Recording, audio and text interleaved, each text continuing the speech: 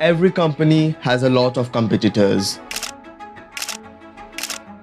There are multiple brands which are on a race to produce their best product so that they can reap the maximum profits. The markets are so competitive that if one company fails to function properly, the other takes over it quite easily. But this is not the case with this company. If we look at the list of the most valuable companies, it is no surprise that we'll find the names of Microsoft, Apple, Google, and others. But one name does stand out: NVIDIA. Build the world's best chipsets. We build the world's best GPUs with chipsets in it. In 5 years, we improved computer graphics by 1,000 times. This is what hundreds of millions of gamers in the world plays on. It's a GeForce. So NVIDIA Core is on the verge of becoming the 9th company in history to reach a market value of $1 trillion plus. The company's share price has jumped as much as 26%. It is one of the 7 companies in the world with a market cap of over $1 trillion. Few gamers know it as just a graphic card making company, but NVIDIA is much more than just graphic cards. It is truly a mind-blowing story of how a company which was on the verge of bankruptcy grew to become the backbone of almost every tech giant that you can think of. It is 1993 and a new film, The Jurassic Park, just got released. It becomes a blockbuster hit and one of the highest grossing films with a $114 million worldwide collection. One of the major reasons for its popularity was the high quality graphics. At that time, CGI movies are terrible, and it was the very first time that graphics generated characters and living characters were so beautifully merged in a movie. After this, the demand for CGI and 3D graphics skyrockets. Cherry on the top, it was a time when America was going through a computer revolution. Computer was becoming a daily device for the people. In 1990, where only 15% of Americans owned a computer, it grew to 35% by 1997. Now, why were these CGI stuffs so difficult to create? The primary reason was that the execution of such visual graphics requires very high computing power. And at that time, all these computer tasks were performed only by the CPU or the central processing unit of the computer. Realizing the potential of the graphics industry in the future, a Taiwan-born American, Jensen Huang, came up with a brilliant idea. He, with his 2 friends, Curtis Prime and Chris Melachowski, founded a company on April 5th, 1993 and named it NVIDIA. The name came from the Latin word NVIDIA, meaning envy, and the acronym NV, short for next version, which the company used early on to label its files. The company initially started by making computer graphic units for video games, as at that time the video market industry was also booming. These graphic cards were manufactured in such a way that they could be directly connected to the motherboard of the computer, thus increasing the overall performance of the CPU as well as the smooth functioning of the graphic processing unit or the GPU. As a result of these chips, the performance of the games were highly enhanced. Now, in the initial days, NVIDIA didn't have enough money to manufacture these chips. So they worked with another Taiwanese chip giant, TSMC, for the same. In simple words, NVIDIA would design their chips and the manufacturing of hundreds and thousands of these chips would be done by this company, TSMC.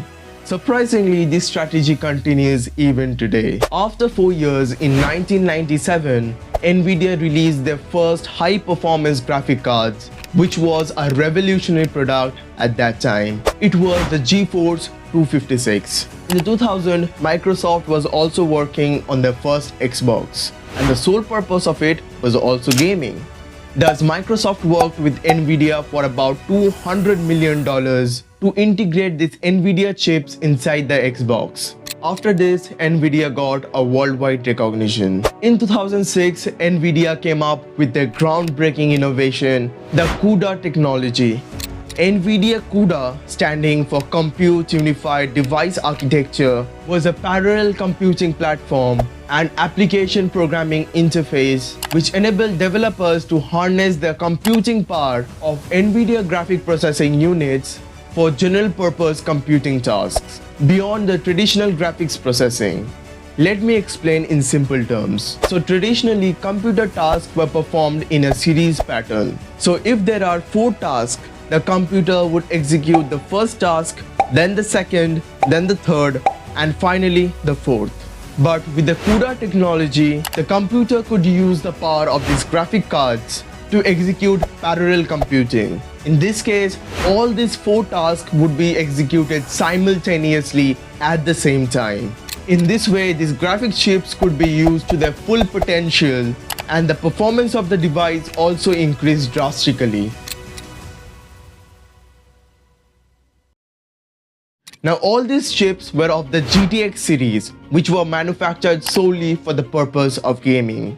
These GTX series of graphic cards from NVIDIA were quite successful, but now they were planning to expand towards other markets. To accomplish this goal, NVIDIA released their RTX series of graphic cards with the RTX 2080 as their first product.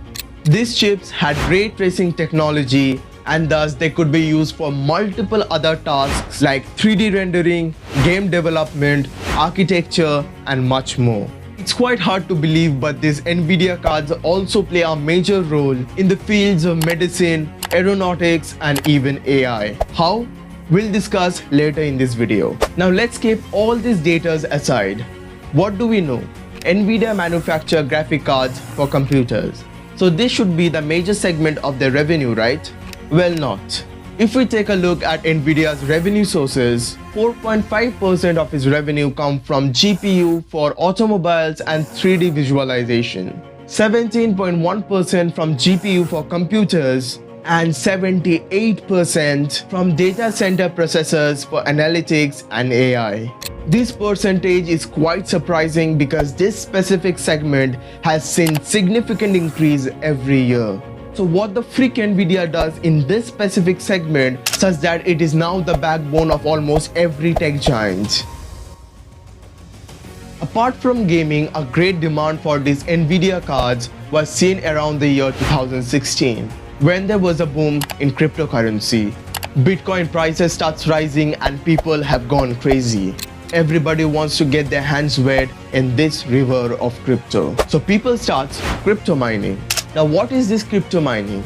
It is quite a complex process, but as of now, understand it as a process in which with the help of hardwares and softwares, one can obtain cryptocurrencies. For this crypto mining, people need graphic cards. Not only one, but multiple graphic cards. The demand for these NVIDIA graphic cards increases rapidly, but the supply remains the same. As a result, the prices for these graphic cards increases, and so does NVIDIA's profits. Their net profit, which was $614 million in 2016, rises to $1.6 billion the very next year. Now, NVIDIA has shown significant interest in AI since 2006.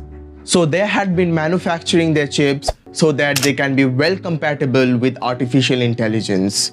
People really found it useless as AI was a much undiscovered subject at that time. But as it is said, it is a successful entrepreneur who can predict the future markets. Fast forwarding to present, every tech company is on a race to create their chatbots. And who's reaping the profits? Obviously NVIDIA. How? Well, for the smooth running of all these chatbots, there are data centers. Why? Because a single chatbot is used by millions of users all over the world. Let's take ChatGPT for example. As of now, it has about 180 million active users and gets about 1.6 billion visits every month. So to execute such massive number of tasks, this software requires very high computing power. And how are they able to generate such power? It is through NVIDIA's premium high-performance chipsets, the NVIDIA A100 Tensor Core GPU. They are about 24 times faster than an actual computer. If you want to know the exact technical specs, you can go through this list. Each of these costs about $20,000. and each chatbot requires tens of thousands of such chips depending on the number of users. That's the reason why there has been a significant increase in NVIDIA's revenue from these data centers over their gaming sector. Apart from AI, NVIDIA also has a full software system that runs on their GPU for self-driving cars, called the NVIDIA Drive. Even the Tesla Model S use the NVIDIA Tegra processor in their cars, though they now make their own chips. There are several other car brands that still uses NVIDIA cards, such as Mercedes-Benz, Jaguar, and the premium EV brand Zeekr. NVIDIA is also revolutionizing the medicine sector. It aims to integrate generative AI microservices into advanced drug discovery, medtech, and digital health. NVIDIA had also collaborated with Johnson & Johnson to broaden AI's reach in surgery. They also showed their advanced technology in the field of DNA sequencing.